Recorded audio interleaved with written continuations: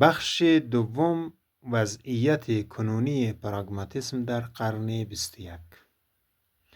در قرن 21 پراگماتیسم یا عملگرایی نه تنها زنده است، بلکه در موارد زیر به دیدگاه غالب تحول آموزشی تبدیل شده است. 1. آموزش مبتنی بر حل مسئله. نقطه مرکزی پراگماتیسم دیوی در قرن 21 اجرا شده است.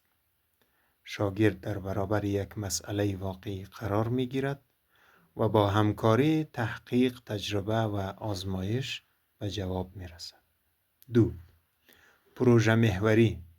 یادگیری در جریان ساختن، طراحی کردن و انجام دادن صورت خواهد گرفت، نه حفظ کردن. این دقیقاً همان یادگیری از مسیر تجربه در پراگماتیسم است. 3. ارتباط نزدیک با زندگی.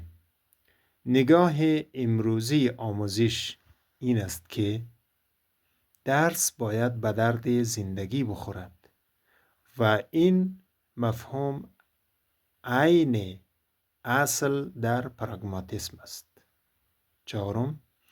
نقش فعال شاگرد.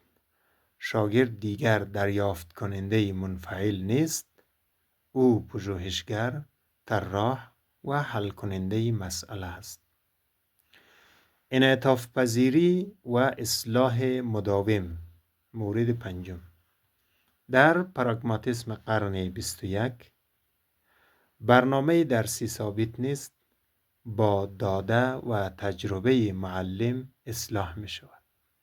همچنان فعالیت ها بر اساس نتیجه واقعی تغییر می کنند و در اخیر تمرکز از هدفهای ثابت به نتایج مؤثر و قابل اندازه‌گیری تغییر یافته است.